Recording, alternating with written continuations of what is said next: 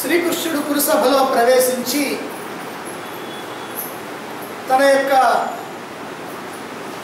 ఈ రాయబారానికి సంధికి సంబంధించినటువంటి విషయాన్ని ప్రారంభం చేస్తూ ధృతరాష్ట్రుడిని ముందుగా సంబోధించినటువంటి విషయాన్ని మనం చెప్పుకున్నాం. మామా సత్యవతి పౌత్ర, ధార్తరాష్ట్రులకును పాండవులకును సంధి చేసి ఈ రాజలోకమునెల్లా రక్షించమని నిన్ను యాచించటానికి పాండవ దూతనై నీ వద్దకు వచ్చి ఉన్నవాడా అన్నాడు. ఇందులో ఉన్నటువంటి విశేషాలన్నింటినీ కూడా మనం నిన్న చెప్పుకున్నాం. ఇలా అందరూ మెచ్చే విధంగా ధృతరాష్ట్రుడిని సంబోధించి శ్రీకృష్ణుడు ఒక్కసారి సభాసదుల్ని కలయచూచి ధృతరాష్ట్ర మహారాజుతో ఇలా అంటున్నాడు, ఓ భారత, నీవు సర్వము తెలిసినటువంటి వాడివి.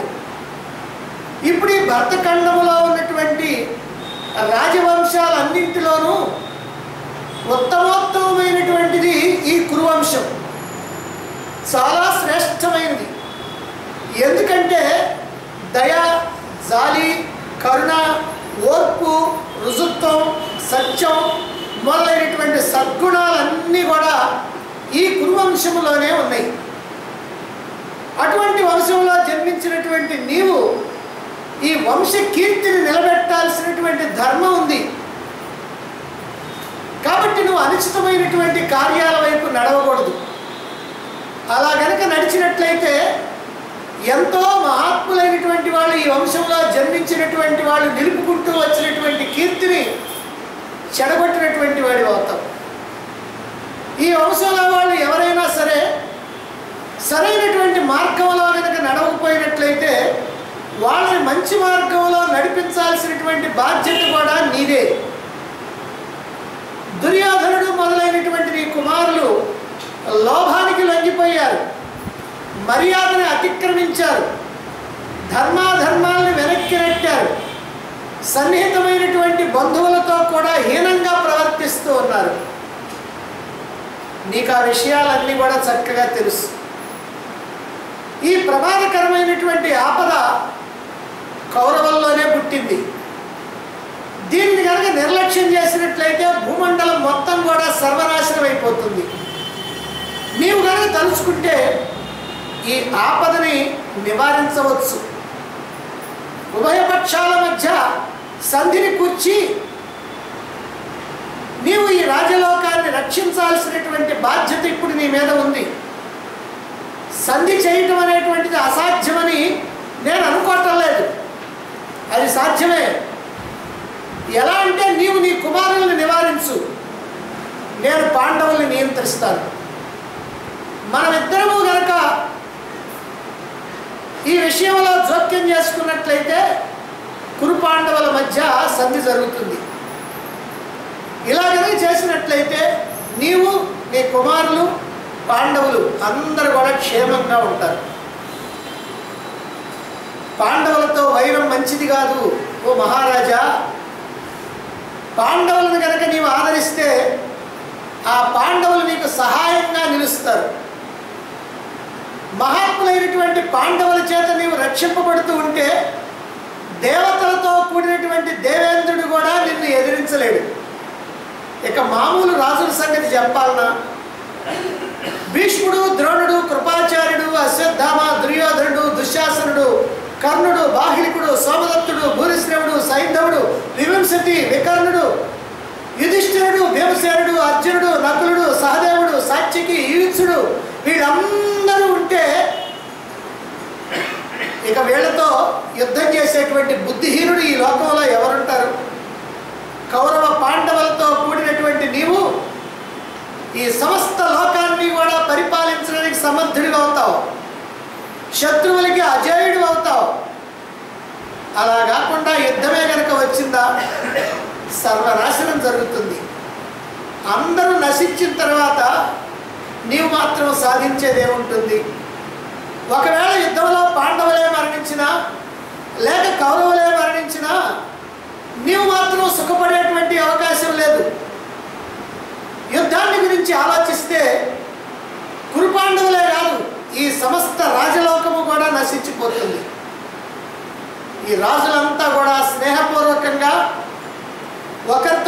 కలిసి భుజించి ఎవరి ఇంటికి వాళ్ళు హాయిగా సంతోషంగా మరలిపోవాలి. ఆ విధమైనటువంటి ప్రయత్నం చెయ్యి మహారాజా. చిన్నతనంలోనే తండ్రిని పోగొట్టుకున్నారు పాండవులు. వాళ్ళని నీవే పెంచి పోషించి విద్యాబుద్ధులు చెప్పించావు కాబట్టి ఇప్పుడు కూడా వాళ్ళని నువ్వే కాపాడాలి. ఆ పాండవులు నీకు నమస్కరించి నీతో ఇలా చెప్పమన్నారు. వాళ్ళ యొక్క మాటలు కూడా ఏమిటో జాగ్రత్తగా విను. తండ్రి, నీ ఆదేశాన్ని అనుసరించి 12 సంవత్సరాలు వనవాసాన్ని, 1 సంవత్సరం జనపదాల్లో అజ్ఞాతవాసాన్ని ఏ విధమైనటువంటి నియమభంగం కాకుండా గడిపి వచ్చావు. నీవు మాట మీద నిలబడతావని నమ్మి ఈ అరణ్య అజ్ఞాతవాసాలను నియమం ప్రకారం ఏమాత్రం అతిక్రమించకుండా నిర్వహించావు. మాట మీద నిలబడినటువంటి మా విషయంలో నీవు కూడా నీ మాటను కాపాడుకో. నీలో మేము తల్లిని, తండ్రిని, గురువుని చూసుకొని ఎప్పుడు కూడా నీ ఆజ్ఞని పాటిస్తూ ఉన్నామే కానీ ఒక్కసారి కూడా నీ ఆజ్ఞని ఇంతవరకు ఉల్లంఘించలేదు అని చెప్పమన్నారు మహారాజా. అంతేకాదు సభాసదులతో కూడా ఒక మాట చెప్పమన్నారు. ఓ సభాసదులారా, మీరు సభలో ఉండగా ఇక్కడ అధర్మం జరగకూడదు, అనుచిత కార్యాలకి అవకాశం ఇవ్వకూడదు. యత్ర ధర్మో యధర్మేణ సత్యం యత్ర అనృతేన చ హన్యతే ప్రేక్షమాణానాం హతాస్తత్ర సభాసదః. అందరూ చూస్తుండగా అధర్మం చేత ధర్మం కానీ, అసత్యం చేత సత్యం కానీ బాధింపబడుతూ కనుక ఉన్నట్లయితే ప్రేక్షకులుగా ఉన్నటువంటి సభాసదులు కూడా నశించిపోతారు. అంటే మీ అందరి సమక్షంలో ఇక్కడ అధర్మం కనుక జరిగితే ఆ అధర్మం మిమ్మల్ని కూడా నశింపజేస్తుంది. భంగపడ్డటువంటి ధర్మమే సభాసదుల్ని నశింపజేస్తుంది అని కూడా చెప్పమన్నారు. ఓ మహారాజా, పాండవులకి రాజ్య భాగాన్ని యథోచితంగా ఇచ్చి నీవు నీ కుమారులు సఫల మనోరథులై స్వేచ్ఛగా భోగాలు అనుభవించండి. ధర్మరాజు ఎల్లప్పుడూ కూడా సత్పురుషుల యొక్క మార్గంలోనే నడుస్తూ ఉంటాడు. ఆయన నీతోనూ నీ కుమారులతోనూ ప్రవర్తించేటువంటి తీరు కూడా ఎలా ఉంటుందో నీకు బాగా తెలుసు. లక్క ఇంటిలో తగలబెట్టాలని కుంతి పాండవుల్ని వారణావతానికి పంపినా, అర్ధరాజ్యంగా ఖాండవ ప్రస్థాన్ని ఇచ్చి ఇక్కడి నుంచి పాండవుల్ని తప్పించి వెళ్ళగొట్టినా, వాళ్ళు తమ యొక్క భుజబలంతో సంపాదించుకున్నటువంటి ఈ సమస్తమైనటువంటి రాజ్యాన్ని, సంపదలను అపహరించాలని శకుని జోదం పేరుతో గొప్ప ఎత్తు వేసిన కురువంశపు కోడలు ద్రౌపదిని నిండు సభలోనికి ఈడ్పించి ఘోరంగా పరాభవించి వస్త్రాపహరణం చేయించిన ధర్మరాజు క్షత్రియ ధర్మాన్ని ఏనాడు కూడా తప్పలేదు. నీ మాటని వ్యతిరేకించలేదు. మళ్ళీ అనుద్యూతానికి నువ్వు పిలిచినప్పుడు కూడా నీ మాట మీద ఉన్నటువంటి గౌరవంతోనే ఎంత ఘోరం జరిగిన తర్వాత కూడా మళ్ళీ రావటం జరిగింది. ఆ జోదంలో ఓడి అరణ్యాలకు వెళ్ళటం కూడా జరిగింది. నీ మాట మీద నమ్మకంతో అరణ్య అజ్ఞాతవాసాలు నెరవేర్చుకొని తిరిగి వచ్చారు. ఈ విషయాలన్నీ జాగ్రత్తగా ఆలోచించి నీకు హితమైనటువంటి మార్గాన్ని నీవు అవలంబించు. ఓ మహారాజా, మరొక విషయం కూడా చెప్తాను విను. చేతజిక్కినటువంటి రాజ్యాన్ని 13 సంవత్సరాల నుంచి అనుభవిస్తూ ఉన్నారు కనుక దీన్ని వదులుకోవటానికి మీకు ఇష్టం లేకపోతే పోవచ్చు. కానీ రాజ్యం మొత్తం మీరే ఉంచుకోండి, కానీ పాండవుల్ని పోషించాల్సినటువంటి ధర్మం నీదే కదా. మరి వాళ్ళు కూడా వాళ్ళ సేవకుల్ని పోషించుకోవాల్సినటువంటి అవసరం ఉంది కదా. అందుకే ఒక్క మాట, తమ్ముని కొడుకులు సగపాలిమ్మనిరి అటుల ఇష్టపడవ ఐదుగురికి ధర్మముగా నీ తోచినట్లు సల్పుము వారిని. సగరాజ్యం కనుక ఇస్తే మరీ మంచిది. అలా కనుక నీకు ఇష్టం లేకపోతే ఐదుగురు కూడా వాళ్ళు జీవించడానికి వీలుగా ఐదుళ్ళు ఇవ్వు. కాబట్టి ధర్మం ఏదో నిశ్చయించుకొని నీవు ఎంతవరకు నువ్వు చేయగలుగుతావో అంతవరకు పాండవులకి న్యాయం చేయి. వాళ్ళు నీ తమ్ముని కొడుకులు. నీ తమ్ముడే కనుక లేకపోయినట్లయితే నీకు ఈ రాజ్యము లేదు, రాజ్యాధికారము లేదు, ఈ భోగము లేదు. ఈ రాజ్యాన్ని తన యొక్క దిగ్విజయ యాత్రలతోటి ఎన్నో రాజ్యాలను జయించి వాళ్ళందరినీ కూడా ఈ కురు సామ్రాజ్యానికి అధీనుల్ని చేసి ఎంత విశాలమైనటువంటి సామ్రాజ్యాన్ని నీకు అప్పగించి పాండురాజు అరణ్యాలకు వెళ్ళాడు భార్యల్ని తీసుకుని. ఆ పాండురాజు నీ మీద ఎంతటి భక్తితో ఉన్నాడో నీకు తెలుసు. నీవు కూడా పాండురాజు మీద ఎంతటి వాత్సల్యంతో ఉన్నావో మాకు తెలుసు. ఇప్పుడు ఆ పాండురాజు కొడుకులు, ఆ నీ తమ్ముని యొక్క కొడుకులు అడుగుతున్నారు తమ సగపాలు ఇమ్మని. ఒకవేళ ఐదుగురు పాండవులకి సగవ రాజ్యం ఇస్తే నా 100 మంది కొడుకులకి సగవ రాజ్యం కనుకైతే దామాషా ప్రకారం చాలా తగ్గిపోద్ది కదా నా కొడుకులకి. వాళ్ళకేమో 1/5 వంతు, మాకేమో 1/100 వంతే కదా అని ఒకవేళ నీ మనస్సులో కనుక అనుకున్నట్లయితే ఆ ఐదుగురికి 5 ఊళ్ళు ఇవ్వు, మిగిలిన సామ్రాజ్యం మొత్తం నువ్వే ఉంచుకో. కాబట్టి పాండవుల యొక్క అభ్యర్థన జాగ్రత్తగా గమనించి అభ్యర్థనలో ఉన్నటువంటి ధర్మాన్ని గ్రహించి ఎలా చేస్తే సరిపోతుందో అలా చెయ్యి. అంతేకాదు ఆ పాండవులు ఎలాంటి వాళ్ళో కూడా నీకు తెలుసు.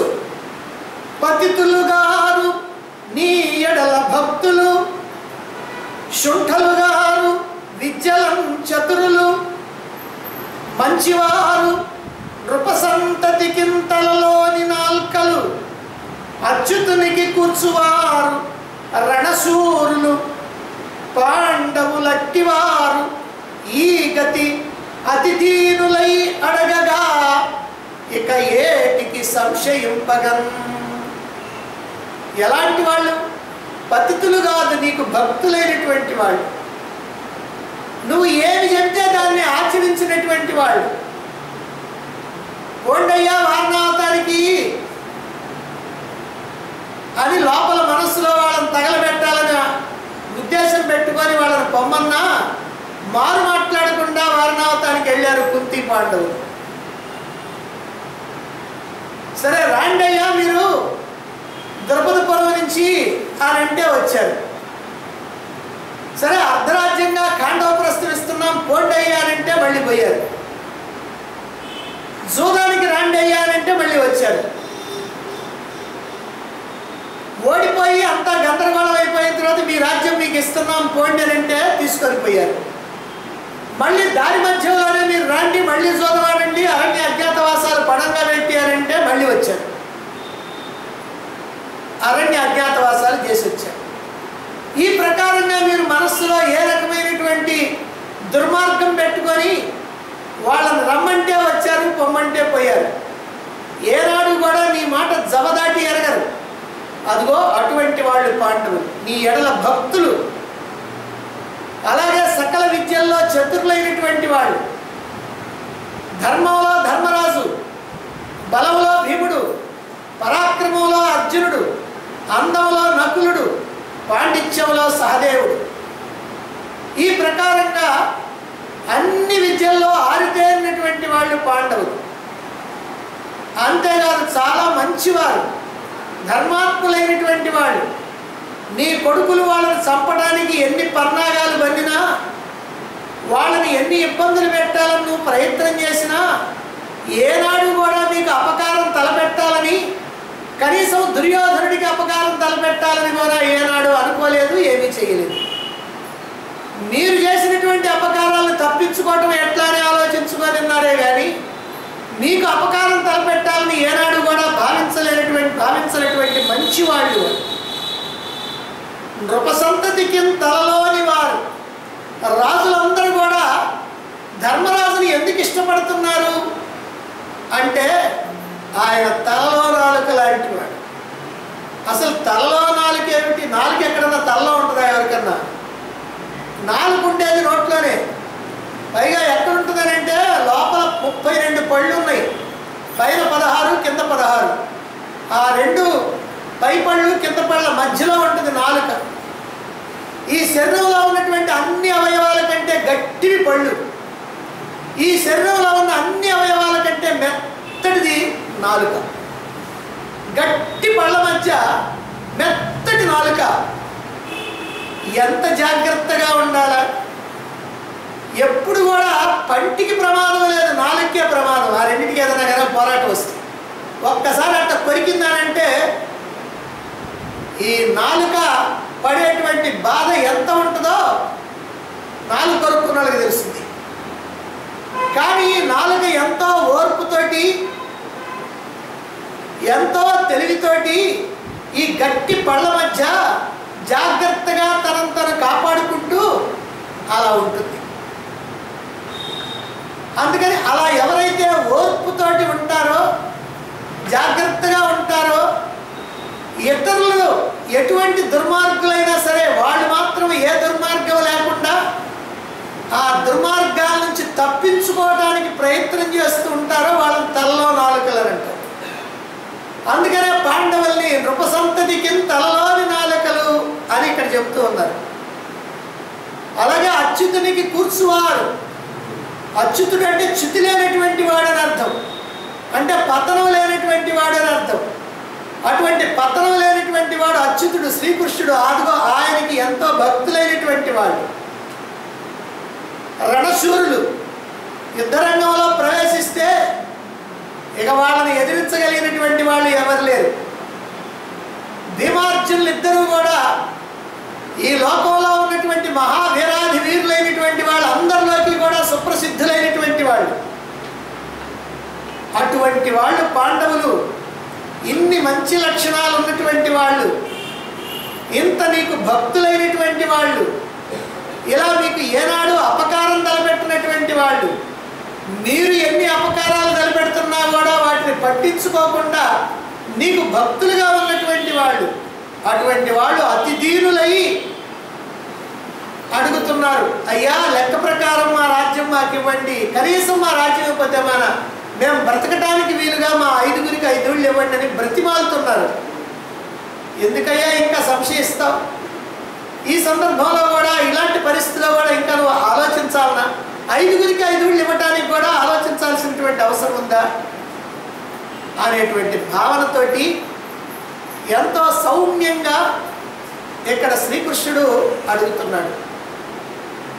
శ్రీకృష్ణుడి యొక్క రాయబారాన్ని గురించి లోకంలో రకరకాలైనటువంటి అనుమానాలు వ్యక్తం చేసేటువంటి వాళ్ళు ఉన్నారు. అదేమిటంటే శ్రీకృష్ణుడు రాయబారానికి వచ్చింది సంధి చేయడానికి కాదు, చెడగొట్టడానికి అనేవాళ్ళు ఉన్నారు. ఇలా మాట్లాడినటువంటి శ్రీకృష్ణుడు సంధి చెడగొట్టేవాడా, సంధిని చేయడానికి వచ్చినటువంటి వాడా అనే విషయం మనకు అర్థమవుతుంది.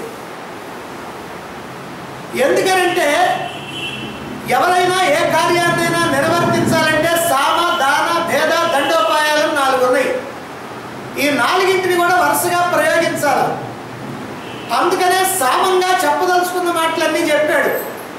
మీ వంశం చాలా గొప్పది, ఈ వంశం యొక్క కీర్తిని నిలపాలంటే నువ్వు ఇప్పుడు న్యాయంగా నీ మాట మీద నువ్వు నిలబడి పాండవులకి వాళ్ళ రాజ్యం వాళ్ళకి ఇవ్వాలి.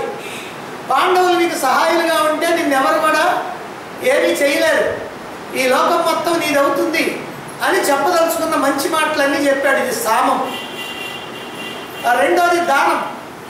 దానం అంటే రాజ్యం మొత్తం నువ్వు ఉంచుకో, 5గురికి 5 ఊళ్ళు ఇవ్వు అంటే మిగతా మొత్తం నీకే. న్యాయంగా వాళ్ళ అర్ధరాజ్యం వాళ్ళకి ఇవ్వాలి. వాళ్ళని దగ్గర దాచిపెట్టి వెళ్ళారు, 13 సంవత్సరాల తర్వాత వచ్చి తీసుకుంటామని. నువ్వేం చేశావు? అది కాస్త నాదేననుకొని కూర్చున్నావు. ఇప్పుడు వాళ్ళు వచ్చి అడిగితే నేను ఇవ్వనంటున్నాను. అందుకని వారి సరే ఇవ్వకపోతే మరి నువ్వే ఉంచుకో, 5గురికి 5 ఊళ్ళు బ్రతకటానికి. ఎందుకనంటే వాళ్ళని పోషించాల్సినటువంటి కర్తవ్యం నీ మీద ఉంది కాబట్టి. అందుకని 5 ఉళ్ళు ఇవ్వమంటున్నారు అని దానం. ఈ రెండింటి తర్వాత భేదం. నిజంగా కృష్ణుడు రాయబారానికి వచ్చినప్పుడు భేదం ఎక్కడ జరిగిందంటే కర్ణుడిని భేదించడానికి ప్రయత్నం చేశాడు. ఆ సంగతి అర్థం చేసుకోకుండా మన వాళ్ళందరూ కూడా అక్కడక్కడ మాట్లాడుకునేటువంటి మాటలు కానీ, చెప్పేటువంటి ఉపన్యాసాలు కానీ, నాటకాలు కానీ, సినిమాలు కానీ ఏం చేశారంటే భేదాన్ని పుట్టించడానికి ఇక్కడే వాళ్ళల్లో వాళ్ళకి తగాదాలు పెట్టాడు శ్రీకృష్ణుడు అని. ఆ తగాదాలు పెట్టింది ఎక్కడ? ఆంధ్ర భారతంలో లేదు, సంస్కృత భారతంలో లేదు. మనం సంస్కృత భారతాన్ని ఇక్కడ చెప్తూ ఉన్నాం. ఒకవేళ ఆంధ్ర భారతంలో కూడా ఏమైనా ఉందా అని జాగ్రత్తగా పరిశీలన చేస్తే ఆంధ్ర భారతంలో కూడా అవేమీ లేవు. అవి నాటకంలో మాత్రమే ఉన్నాయి. పాండవోద్యోగ విజయాలు నాటకంలో మాత్రమే ఉన్నాయి. అవి ఏమిటి అని అంటే కర్ణుడు ఏదో మాట్లాడబోవటం, భీష్ముడు ద్రోణుడు కర్ణుడిని ఏదో మాట్లాడటం, ఆ తర్వాత కర్ణుడు ఏదో నోటికి వచ్చినట్టు ప్రేలటం, ఆ ప్రేలిన దానికి అశ్వత్థామేమో నేను ఇప్పుడే చంపేస్తాను, నీ తలకాయ పగలబడతానని చెప్పి పోవటం, అందులో శ్రీకృష్ణుడేమో అశ్వత్థామని వెనక్కి లాగటం, కర్ణుడేమో లాగుతావెందుకయ్యా వదులు, చూస్తాను వాడి సంగతి ఏందో అని కర్ణుడు అంటాం, వదులు వాడి సంగతి నేను ఇప్పుడే తేల్చేస్తానని ఈయనంటాం. ఈ రకంగా గందరగోళం అంతా కూడా నాటకంలో నాటకీయత కోసం సృష్టించి ఆ తర్వాత శ్రీకృష్ణుడి చేత మళ్ళీ ఒక రకమైనటువంటి మాట అనిపిస్తారు.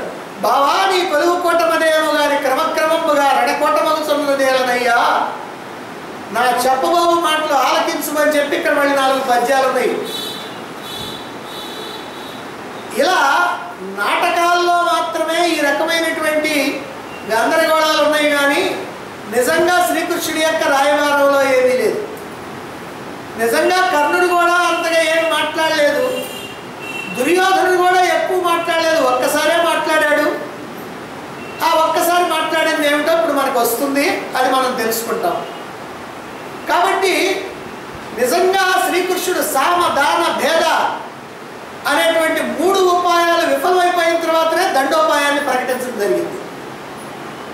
కాబట్టి రాయబారం పద్ధతి ప్రకారమే జరిగింది. అంతేకాదు రాయబారం అనేటువంటిది శ్రీకృష్ణుడు సంధిని చేయటానికే వచ్చాడు కానీ సంధి చెడగొడటానికి వచ్చినటువంటి వాడు కాదు అనేటువంటి విషయాన్ని రుజువు చేయడానికి మరొక ఆధారం కూడా ఉంది.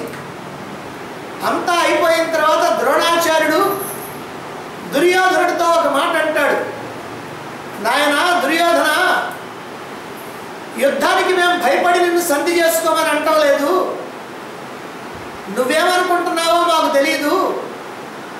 ఇప్పటికీ కూడా ఈ వృద్ధాప్యంలో కూడా మేము యుద్ధం చేయడంలో మా సిద్ధాస్తులమే.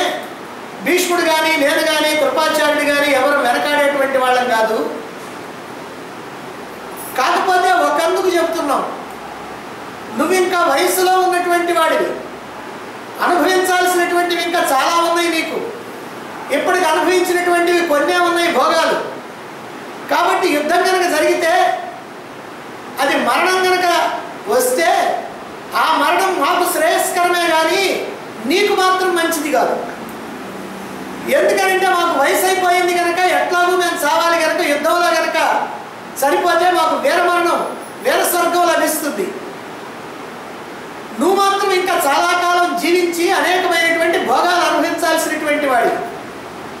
అందుకోసం అని చెప్పి నేను చెబుతున్నానే కానీ యుద్ధానికి భయపడి కాదు మేము సంధి చేసుకోమని అంటున్నది. నేను కానీ భీష్ముడు కానీ విదురుడు కానీ ఎవరు కూడా సంధి చేసుకోమనేది నీకోసమే అని చెప్పాడు. అప్పుడు దుర్యోధనుడు ఒక మాట అంటాడు, ఆచార్య, శ్రీకృష్ణుడు ఏ కారణం చేత ఇక్కడ రాయబారానికి వచ్చాడో ఆ కారణం నెరవేరకుండానే పోయాడు కదా, మరి పోయినటువంటి వాడు పాండవుల్ని రెచ్చగొట్టి మన మీద యుద్ధానికి తీసుకొస్తాడు కదా, మరి మనం మెదలకుండుకుంటే ఎట్లా అన్నాడు. ఈ ఒక్క మాట జాగ్రత్తగా ఆలోచిస్తే శ్రీకృష్ణుడు రాయబారానికి ఏ కార్యాన్ని నిర్వర్తించాలని వచ్చాడో అది విఫలమై తిరిగిపోయాడు కదా అన్నాడు. మరి దేనికోసం వచ్చి విఫలమైపోయాడు? నిజంగా రాయబారాన్ని చెడగొడటానికి కనుక వస్తే సఫలమైనట్టేగా. రాయబారం చెడిపోయింది కాబట్టి సఫలమైనట్టు. మరి విఫలమైంది ఎప్పుడు? రాయబారంలో యుద్ధంలో సంధి చెయ్యాలని కనుక శ్రీకృష్ణుడు వచ్చినట్లయితే ఆ సంధి విఫలమైపోయింది కాబట్టి అప్పుడు ఆయన కోరిక విఫలమైపోయింది. దీన్ని బట్టి దుర్యోధనుడి ఉద్దేశంలో కూడా శ్రీకృష్ణుడు సంధి చేయటం కోసమే వచ్చాడు అని నమ్ముతున్నాడు. మరి దుర్యోధనుడు నమ్మినా మరి మనం మాత్రం నమ్మాలని అనిపించకపోతే దుర్యోధనుడి కంటే ఇంకా మన బుద్ధి ఎట్లాంటిదో మనం ఆలోచించుకోవాలి. అంతకంటే చేయగలిగింది ఏమి లేదు. అందుకనే ఇక్కడ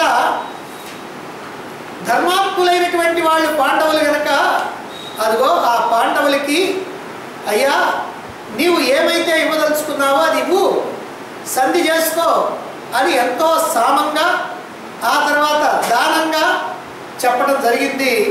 ఇక్కడ శ్రీకృష్ణుడు ఎంతో యుక్తియుక్తంగా ఇరుపక్షాలకి బాగా శ్రేయస్కరంగా ఎంతో మృదుమధురంగా సభాసదుల యొక్క హృదయాలన్నింటినీ కూడా చక్కగా ఆకట్టుకునే విధంగా మాట్లాడినటువంటి మాటలన్నింటినీ కూడా విన్నటువంటి సభాసదులందరూ కూడా ఒక్క క్షణం మౌనంగా ఉండిపోయారు. ఏం మాట్లాడాలో తెలియటం లేదు. ఆ శ్రీకృష్ణుడి యొక్క మాటలన్నీ కూడా వాళ్ళకి మత్తు మందు చల్లినట్టుగా అయిపోయింది. ఎందుకనంటే అంత చక్కగా మాట్లాడాడు శ్రీకృష్ణుడు. అందుకని మనస్సులోనే ఆయన్ని అభినందించారు అంతా కూడా. పైగా అభినందించడానికి వీల్లేదు, దుర్యోధనుడి కోపం వస్తుంది. శ్రీకృష్ణుడిని అభినందిస్తే దుర్యోధనుడి కోపం వస్తుంది. అందుకని మనస్సులోనే అభినందించారు. ఎవరు కూడా మాట్లాడటానికి ముందుకు రాలేదు, ఒక్క మాట కూడా మాట్లాడలేదు. అప్పుడు జమదగ్ని కుమారుడైనటువంటి పరశురాముడు మునుల మధ్యలో నుంచి లేచాడు. అక్కడికి మునులందరూ వచ్చారని చెప్పుకున్నాం. అందరూ కూడా ఆశీనులై ఉన్నారు. మరి వాళ్ళందరిలో కనీసం ఒక్కళ్ళ విషయమైనా చెప్పకపోతే మరి ఆ మునులు వచ్చినటువంటి విషయం కూడా మర్చిపోతారు. అందుకోసమే పరశురాముడు దుర్యోధనుడితో ఏం చెప్పాడో ఆ ఒక్క విషయాన్ని ఇక్కడ నేను చెప్పబోతున్నాను. ఓ దుర్యోధన, నా మాట సావధానంగా విను. మంచిదని భావిస్తే స్వీకరించు. నేను చక్కగా సోదాహరణంగా నీకు వివరించబోతున్నాను. ఒకప్పుడు దంభోద్భవుడు అనేటువంటి సార్వభౌముడు ఒక ఆయన ఉన్నాడు. అతడు సమస్తమైనటువంటి పృథివీ మండలాన్ని జయించి ప్రతిరోజు కూడా బ్రాహ్మణుల్ని క్షత్రియుల్ని అడుగుతూ ఉంటాడు, అయ్యా ఎవరైనా సరే నాతో సమానమైనటువంటి వీరుడు కానీ నాకంటే గొప్ప వీరుడు కానీ ఎవరైనా ఈ భూలోకంలో ఉన్నారా? అలా కనుక ఉంటే ఎవరైనా చెప్పండి నాకు అని అడుగుతూ ఉండేవాడు. అలా అడుగుతూ ఉంటే అందరూ కూడా మౌనంగా ఉంటారు, ఈయంతో మనకెందుకు లేని. కానీ ఇలా గర్వంతో నిరంతరము తిరుగుతూ ఉన్నాడు, కనిపించినటువంటి వాళ్ళంతా అడుగుతూ ఉన్నాడు. అప్పుడు కొంతమంది బ్రాహ్మణులు అతడితో ఇలా అన్నారు, ఓ రాజా, యుద్ధంలో అనేకుల్ని జయించినటువంటి పురుష శ్రేష్ఠులు ఈ భూమండలంలో ఇద్దరు ఉన్నారు. వాళ్ళేనయ్యా నరనారాయణులు. ఎక్కడున్నారు వాళ్ళు అన్నాడు. వాళ్ళు ప్రస్తుతం గంధమాదన పర్వతం మీద తపస్సు చేసుకుంటూ ఉన్నారు. వాళ్ళతో నీవు మాత్రం సమం కాలేవు, నీకంటే వాళ్ళే చాలా గొప్పవాళ్ళు అన్నారు. అప్పుడు ఆ దంభోద్భవుడు చతురంగ బలాల్ని సైనికుల్ని మహావీరాది వీరులైనటువంటి వాళ్ళని వెంటబెట్టుకొని ఆ గంధమాదన పర్వతం దగ్గరికి వెళ్ళి ఆ పర్వతం మీదకి అధిరోహించి అక్కడ బక్క చిక్కి తపస్సు చేసుకుంటూ ఉన్నటువంటి ఇద్దరు మునీశ్వరులను చూచారు. వాళ్ళు బాగా బక్క చిక్కి ఉన్నారు. దగ్గరికి వెళ్ళాడు, నమస్కారం చేశాడు, కుశల ప్రశ్నలు వేశాడు. ఆ తర్వాత అయ్యా ఏమిటి విశేషం, ఎందుకు వచ్చావు అని అడిగారు వాళ్ళు. నేను మీతో యుద్ధం చేయాలని వచ్చాను, నా కోరిక తీర్చండి అన్నాడు ఈ దంభోద్భవుడు. అప్పుడు వాళ్ళు అతనితో అన్నారు, ఈ ఆశ్రమం క్రోధానికి లోభానికి అనువైనటువంటి ప్రదేశం కాదు. ఈ క్రోధ లోభాలకి దూరంగా ఉండేటువంటి ప్రదేశం ఇది. ఇక్కడ యుద్ధానికి అసలు తావే లేదు. ఈ భూమి మీద ఎందరో క్షత్రియులు ఉన్నారు, వాళ్ళల్లో మహావీరాది వీరులైనటువంటి వాళ్ళు కూడా చాలామంది ఉన్నారు. నువ్వు వెళ్ళి వాళ్ళతో యుద్ధం చేయి. నువ్వు కనుక గెలిస్తే నీకు బాగా మంచి పేరు వస్తుంది. ఒకవేళ ఓడిపోతే వాళ్ళు నీకంటే బలవంతులను నువ్వు అంగీకరించవచ్చు.